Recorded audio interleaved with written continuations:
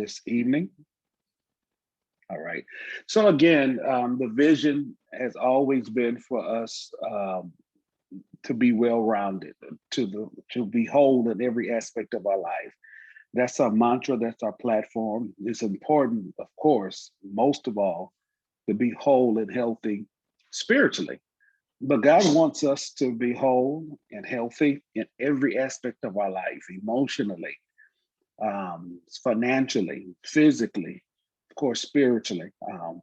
And so when the Lord gave me the empowerment sessions, it was really designed to be the more of the practical side to spirituality, because it's important that we do know that when God transforms our lives, he transforms the way we think. A lot of times we just don't know because nobody has taken out the time to teach us or to tell us. So the goal for our empowerment sessions, because we have a few more coming up, is to give us information and that can assist us in every aspect of our lives so we can make wise choices and wise decisions. And so we're going to present our own sister, Charity Jackson. She is an attorney by trade. And so she does come with a wealth of knowledge and expertise in this area. So now we're going to introduce to some, present to others, our very own Sister Charity Jackson. We're in your hands. All right. Good evening, everyone. Good evening. All right. Let me just try to share my screen and should I get it right?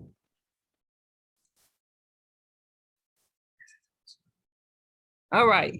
So it's time for us to mind our business. The law edition. And when I was first started thinking about this stuff, it reminded me how in the Bible we were the inheritance. Inheritance was a big deal, and it still is. So in order, and God gives us different things in hopes that we be good stewards over these things. So that's why it's important, for one reason why it's important for us to mind our business. So I'm gonna do a quick introduction, and then we're gonna talk about some power of attorneys, living wills and declarations. Then we'll get into the wills and testaments and have our conclusion. So a little bit, let me see if I can move this gallery thing. There we go. Okay, so a little bit about me. I got my undergraduate degree at LSU Shreveport in 2006, and then got my law degree from Southern University in 2005. I started and I was licensed in 2006. Wait a minute, that's a typo. Excuse that part. I got in 2000. I got my undergraduate degree in LSUS in 2000. Then once I got licensed, I was working at Legal Services as a staff attorney, where I generally did protective orders and family law, domestic violence cases. And eventually I moved on to the Social Security Administration, where I'm a decision writer doing disability cases. So with that all out the way, let's go on. Death can be a sad topic, but it also it's something that happens. You live and you die. And I tell my kids, that one day I'm gonna die. And this is the look I get every time. But I also let them know that I'm gonna do everything I can now while I'm still living to help them to transition when I'm gone. I don't want them fighting and all that other stuff that generally happens when someone dies. But I tell them, just remember, when I'm gone, life goes on. So keep living. So let's start off with power of attorneys. And at any time you can jump in and ask if you have a question. I don't have the little gallery thing open. So if you raise your hand, I'm probably not going to see it. So if you just. And I'll make sure, if anybody have any questions, I can man the chat box, but you're good. Okay. Good deal. All right, so we're gonna go and just start off with the power of attorneys. What is a power of attorney? It's basically a legal document that allows you to appoint someone that you know and trust to make your financial and medical decisions for you when you can.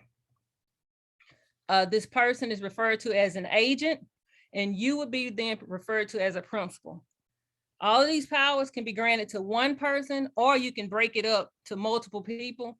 You may know somebody that is very financially sound and business oriented that can handle all of your business, but then they might be too close to you to manage your to make medical decisions and to handle the medical aspect of your life for you. So that's why you can split it up. You can give one person the powers to handle business and one person the powers to manage your medical stuff, or you can do both.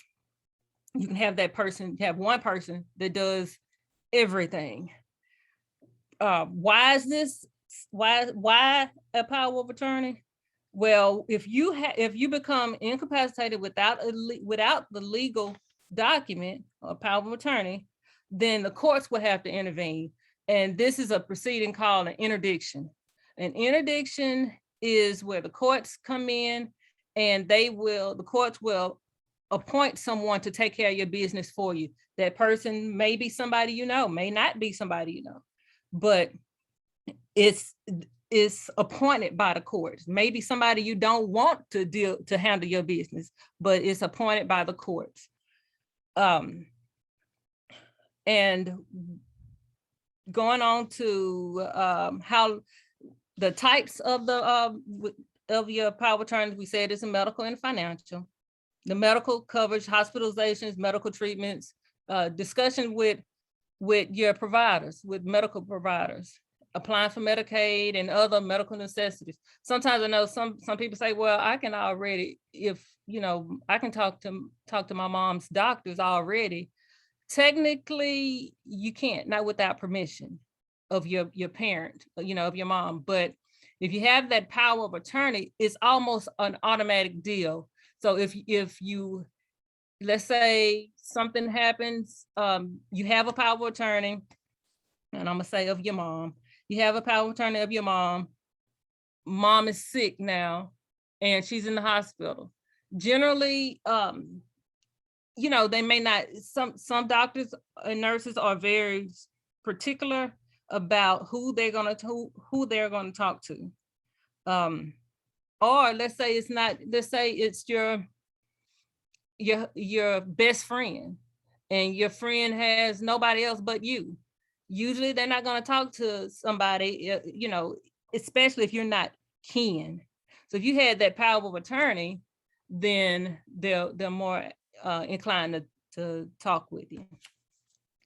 But that's that. The financial power of attorney covers buying, selling, leasing, donating property, managing your bills, overseeing bank accounts, applying for governmental assistance, basically everything else.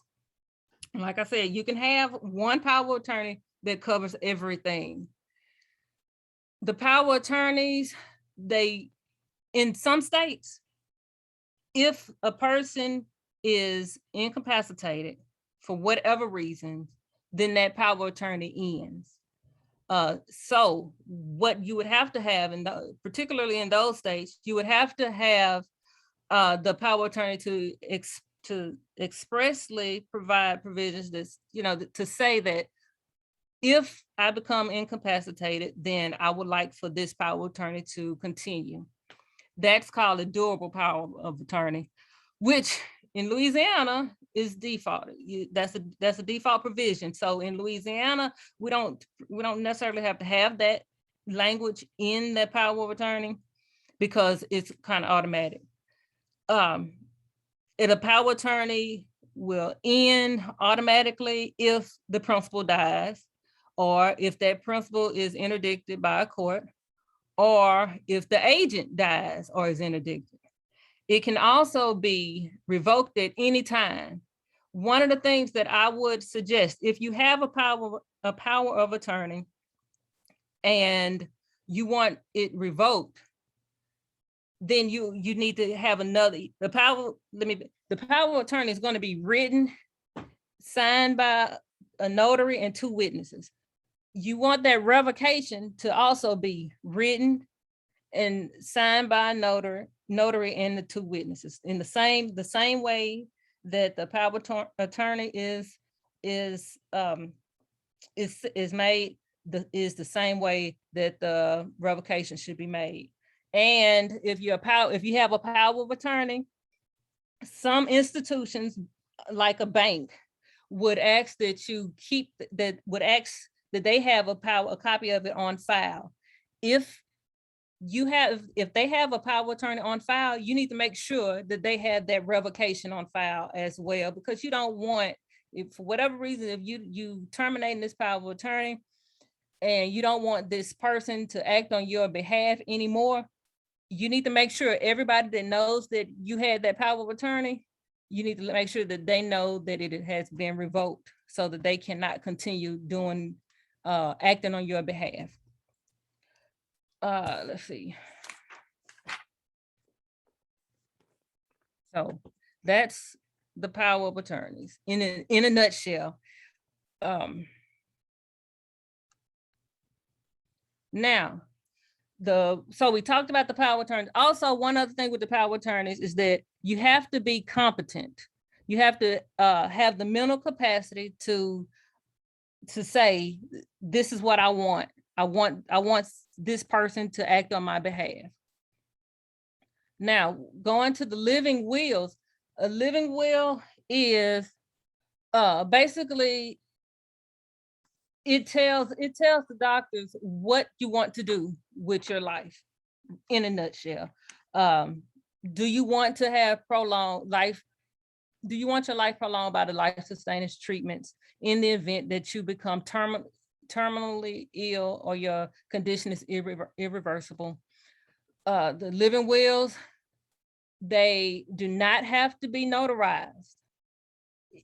It's but it do have to be signed by 2 witnesses, 2 competent witnesses. A basic form can be found at the Louisiana Secretary of State's website.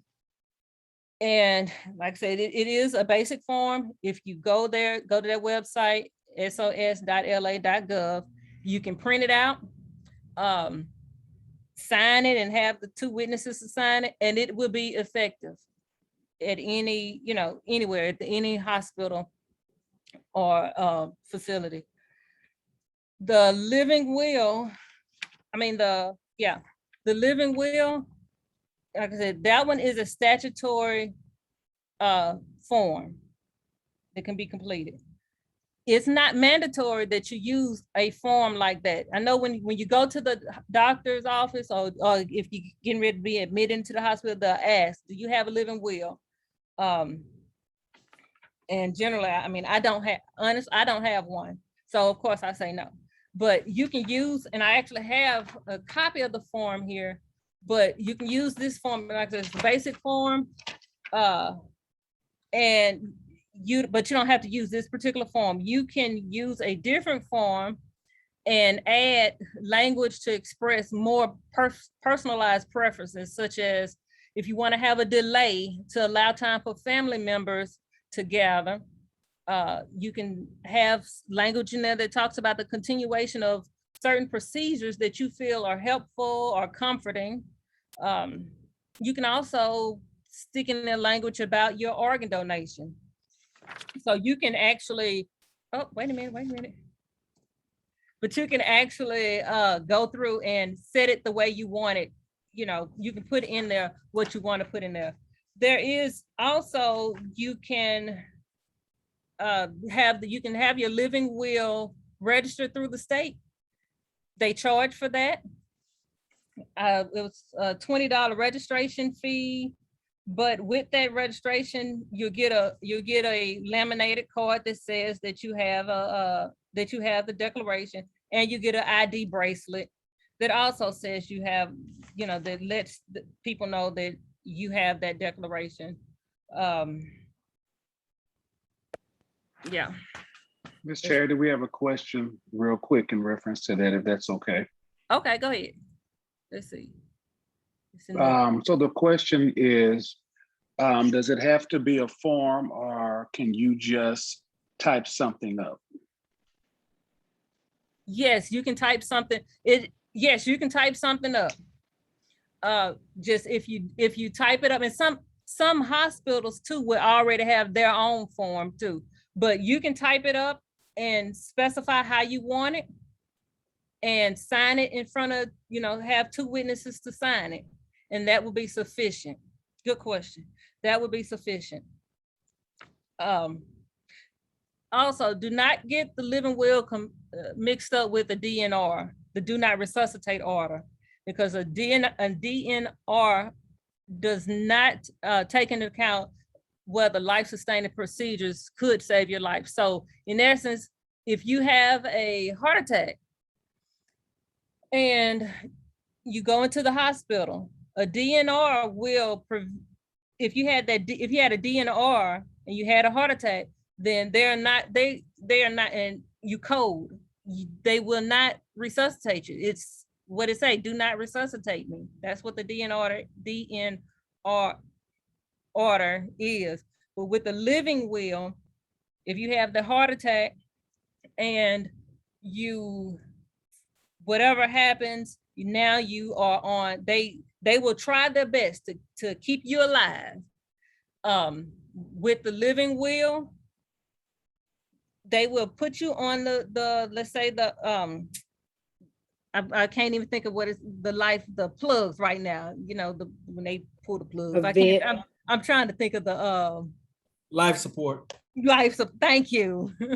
They will put you on life support, and they will keep you on life support for however long, and they would do everything the hospitals, I'm saying they should do everything that they possibly can to keep you alive.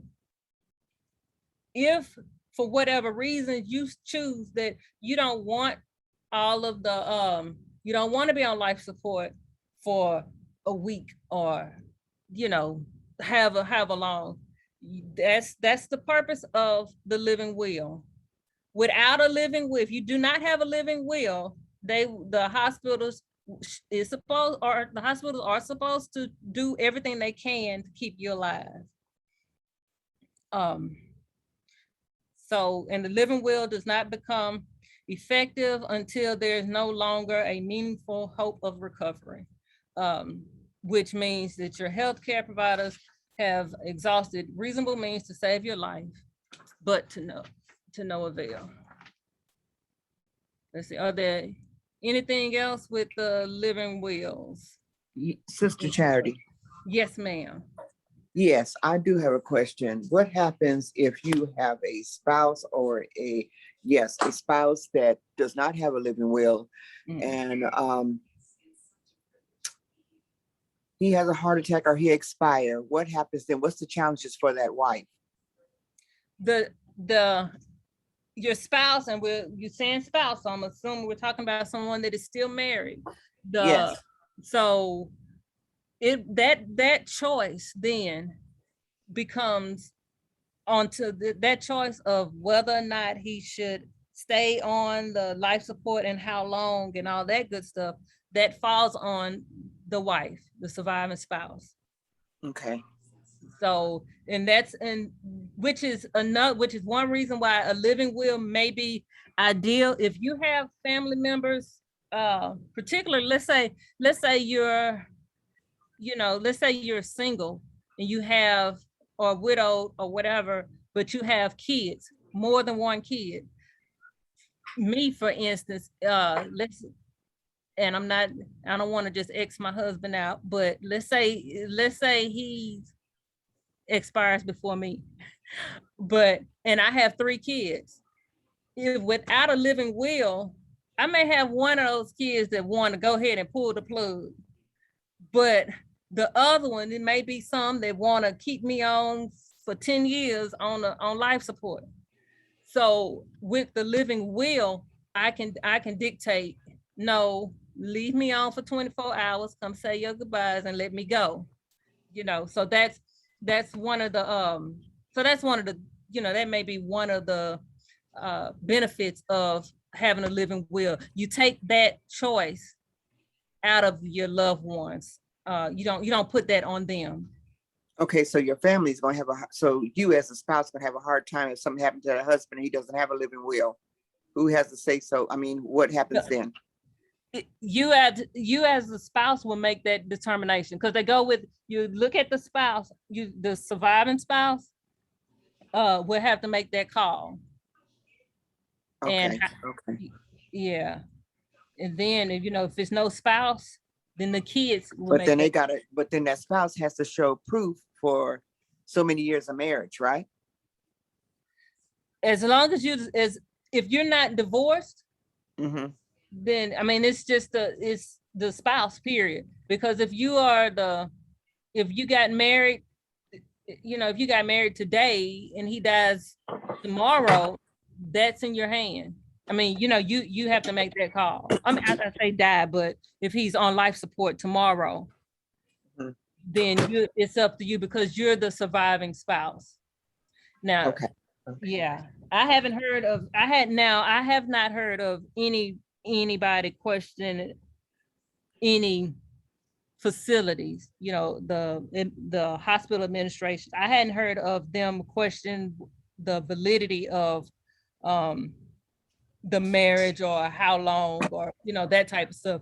It's generally if you're the surviving spouse, that's who makes that call. Sister Charity, can I put in 2 cents? It's Sister Lisa. Yes, ma'am. I actually had to go through that. Many of you know that my first husband had a tragedy, and I would just like to encourage people to have that discussion. It's a hard discussion, mm-hmm. but I think that it's one worth having. And there was a lady in Florida where the husband and the parents were in a legal battle because the woman had been on life support for so many years. And that just happened to have been happening right before my husband was killed. So, and we had that conversation. So it is a certain assurance, knowing that you're making the decision that they would want you to make. So it's a conversation worth having. Yeah, definitely. Definitely. Thank you for adding that. I appreciate that. Let's see. Anything else on the living wills, you guys? All right. Okay. So we've covered the power of attorneys. So we kind of got our business taken care of with the power of attorneys. And now we did the living wills. So now we died. Let's just say we died. So now the question is, should we have had a will? So I would advise to ask yourself, doesn't matter who gets your stuff. Do you have children? If you don't have children, do you have siblings, or do you have living parents? And another question, do your kids fight now over the stuff that you have? If you answer yes to any of that, then you probably need a will. What is a will? A will is a legal document by someone, a testator is the legal term for it, to dispose his or her property after his or her death. That's it in a nutshell. There are 2 types of will. You have your holographic will and your notarial will. Your holographic will is less formal, but it still is effective. It's handwritten. It's and when I say handwritten, it's literally handwritten from the very beginning to the very end. Everything has to be handwritten, even the page numbers. You cannot use those fill in the blank forms that's easy to find online. And just a side note, Louisiana is a different beast. we have different laws from every state in the country, I mean, in the United States. So I would not advise you to, just take the stuff off the internet and run with it, because Louisiana is different. Legal questions, I would advise you to, talk with a Louisiana licensed attorney when it deals with Louisiana laws. So with that said, don't get a fill in the blank form for the will. I mean, the form, and then fill it in, sign it, and then date it, and think that that's going to fly in Louisiana. It's not. You have your holographic will. The whole thing is handwritten. You have to sign and date it at the end. You also have to show a clear intent that this is your will, and this is what you want to do with your things. There's no specific form. So if you just wanted to say at the very beginning, I, Charity Jackson, make this my will. Something as simple as that beginning. That's not all of it.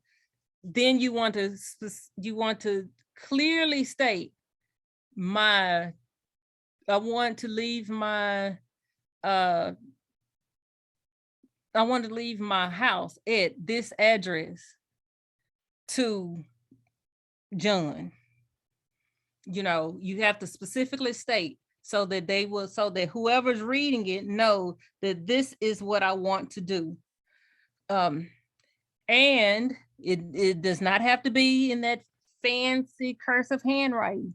It can be in the simplest print, but it has to be in your own handwriting, and the entire thing has to be written by you. And that's the biggest thing on that. You can also, when you sign and date at the end, I would advise you not to go back and write up under the signature. I'm not saying that you cannot do that, but I just wouldn't suggest that you do that. If you need to go back and add something to it, I personally, and I know I have a few OCD-ish tendencies, I personally would just rewrite the entire thing. And on that note, I would also advise, once you do a will, things change. I would, at least on an annual basis, go back and look at that will and see whether it's holographic or notarial. Go back and look at it and see if everything is the same. You may not like Johnny no more. So you may not want to leave him your brand new car. You may want to switch it up a little bit. Or you may have acquired some additional things. You want to leave Johnny the car and the house now. So, go back annually, at least annually, maybe, pick a day like your birthday to go back and look at the will and see what additions or what changes you need to make. But going back to the holographic will, when you sign and date it, if you do want to write up under it after you signed and dated it, and you want to add something to it and you write up under it, then what I suggest you would do is to say, in addition to the above, I also want to give so-and-so this item and whatever else you want to add, and then sign and date it again at the end of that. So that's it. That's the simplistic form of a will. That's the most simplest form of the will, is the holographic will. My husband would say, sometimes a wall is just a wall. The holographic will, that's what it is. It's just a handwritten will, very basic. It's less formal. The laws on the holographic will are a little looser than the notarial act, but it's still effective. Now, and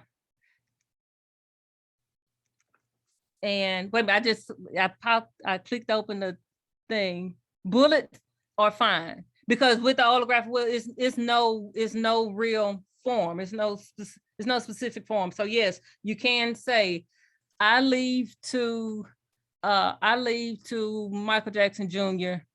and then bullet point everything, and bullet point everything, and then call it a day. Sign and date it. This is my, and at the end I would just add, this is my last will and testament. Period. Sign and date. So that's that. The notarial act is more formal. It's primarily it's typed up and it's signed by a notary and 2 witnesses.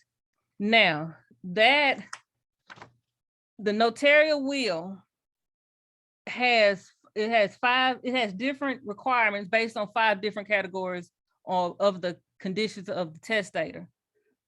So with that, you have I'll quickly run through the 5 categories. Is when you have someone that can read and knows how to sign his name and can physically do both. So they can read and sign their name. So that's one category. The second category is somebody who is literate and they can see, but they can't physically sign their name. The other one, the third one, is that they are unable to read. Then the fourth one is that they're blind, but they know how and can physically read Braille. And the last one, the fifth one, is that they are deaf and or blind, and that they can read sign language or Braille.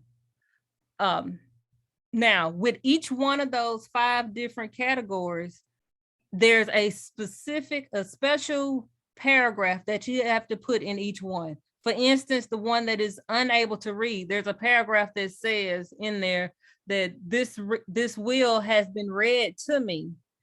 And basically it is my will and my last will and testament.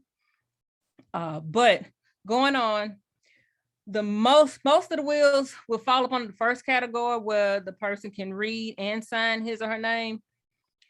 In that case, on each page of the will, you have to sign it. And you have to sign it at the end of the will. And all of the signing has to be done in front of the notary and the 2 witnesses. And there's a paragraph in that says that declares or signifies to the notary and the witnesses that this is my will and testament. So you have all of that. And in addition to that, there's another little clause that goes in there where the notary and the witnesses basically sign saying that, yes, this person signed this will and this is their will and testament. One note about witnesses: if you are a beneficiary in the will, you cannot be a witness. So if I'm doing a will and I'm leaving something to my husband, he can't be a witness for all obvious reasons. Anybody can contest that and say, well, no, he really didn't witness it, or it can be something shady going on that I'm leaving everybody else out. But that's one of the things. If you are a beneficiary, or what's called legally is called a legatee, you cannot be a witness to the will. There are, let's see, let me give some random tidbits for the wills. One thing before you make your will, create your list of assets. Get all your important papers together, like your deeds, your titles, insurance policies, all of that good stuff, all those important papers. Go ahead and get those together. Keep them in a safe spot, and let somebody know where they are, whether it's in a safe deposit box at the bank, or if it's in a special folder under the mattress. Let somebody know where it is, because it does no good if it's in hiding and nobody knows when it's time, when in need. The will, you do, when it comes to insurance, and I'm just going to hit and miss this one. But when it comes to insurance policies, it's good you can list it in your wills, but because those are separate, so to speak, they are, it's basically a contract between you and the insurance company. So they will issue out the the proceeds from the insurance policy. So you don't have to put that into the will. You don't have to say, my Allstate life insurance plan, proceeds from that should be given to XYZ. You've already taken care of that in your life insurance policies. And it's always it's good to have life insurance too, or some type of plan. If you got $1 million, you may not need a life insurance plan, because if you got the $1 million to go ahead and pay for, take care of everything, then you're good, I guess. But I don't have it, so I have to look into, I have to have a life insurance policy. So that was just a little side note. And like they say, GoFundMe is not a life insurance policy. So we want to try to avoid that. So keep those papers and the will in the safe spot. If you do a will in 1991 and you come back and do another one in 2000, and you come back and do another one in 2010, and you do another one in 2021, the only will that matters is that one in 2021. So all the rest of them are invalid. So the most recent will invalidates your old wills. Another hit and miss, you can create trust in your wills. A trust account can be created. I haven't personally created one, but it can be done. They're good, especially when you have kids, minors, or you have, even if you want to leave money to your adult kid that don't know how to handle money. Those are good it's good for that. I would advise, if you do want to create a trust, talk with an attorney that has, talk to us, particularly an estate attorney, so that you can, so you can get that stuff done properly. I already told you how to be specific in your distributions. You do not want to leave room for interpretation. So, don't leave 2 cars to John and 2 cars to Jonetta without saying these specific cars go to John and these specific cars go to Jonetta. You don't want to, I don't know anybody that wants to leave their kids fighting over anything. So, or the family. So make sure you be very specific in what you're given. You can also consider naming substitute legatees for what I call in the instance case. So, and I'll give an example. I leave my red 2021 Corvette to Susie, but in the instance that she predeceases me, I leave it to Ray, because sometimes when we do these wills, things happen. So the person that you're leaving something to may have already passed on. And that's why it's kind of good, especially if you know that, if I want to leave something to,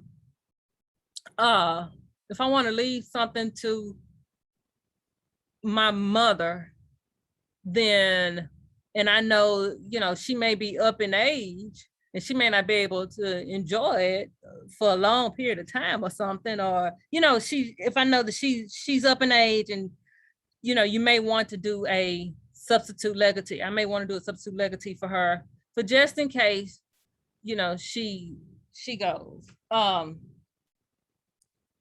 Now, let's see, guardianship, that's another little deal. Mostly single parents, or mostly single parents who you can name a guardianship within the will. So who's going to take care of little Johnny if you pays? You can name that, particularly if the other parent is not around. It's a good deal. It's a good thing to have that have something in there for that. certain people cannot be left out of a will, and that's the forced heirs. So as of right now, none of my kids are over the age of 24. Kids under the age of 24 cannot be cannot be left out of a will. That's the forced heir rule. Or any handicapped kids, any kids that are permanently disabled, they cannot be left out of the will. And that gets a little complicated depending on how many kids and how many are disabled, how many forced heirs you have. It gets a little complicated because it's a certain portion of your estate, so a certain portion of your property that they are entitled to. And yeah, so that's with that.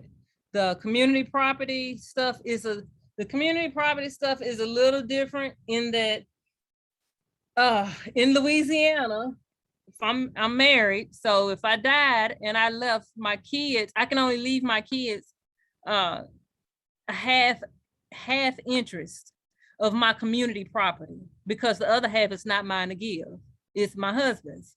So I can only leave a half interest of that community property, but my surviving spouse has the right to use that property still, and that's called the usufruct. And that lasts either until he dies or until he remarries. Let me see.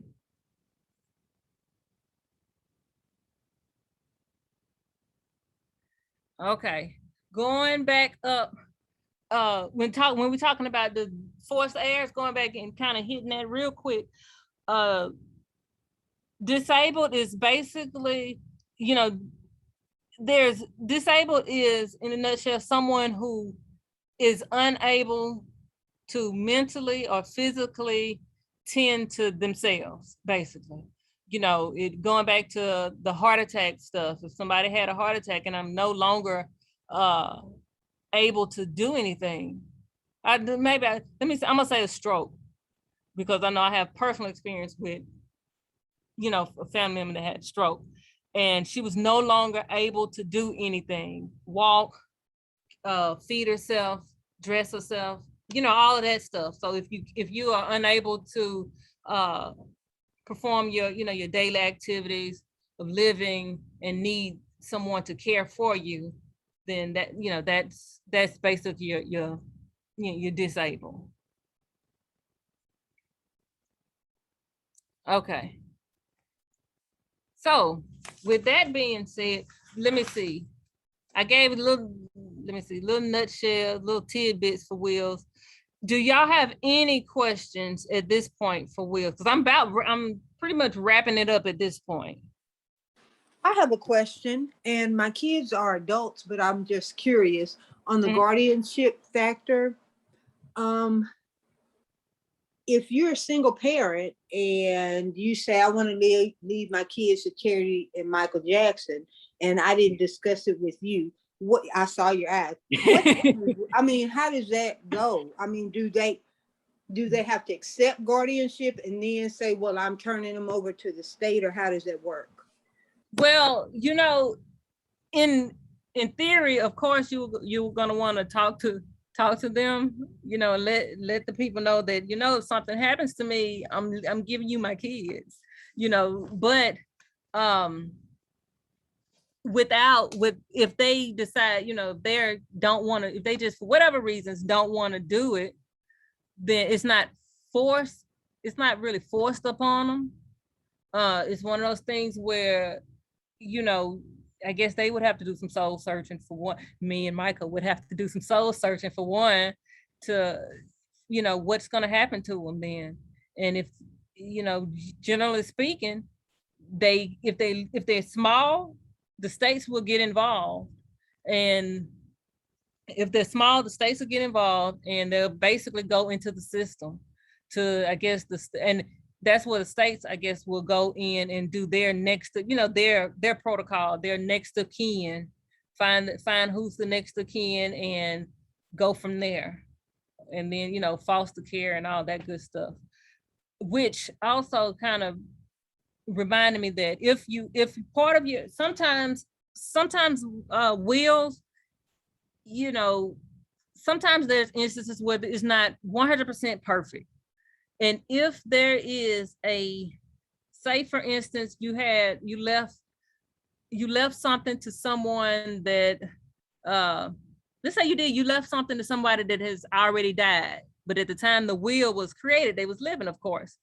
But now you've died and they're dead, but you left them something. So now you have this bit of property that's going to, you said to give it to John, but John is no longer here.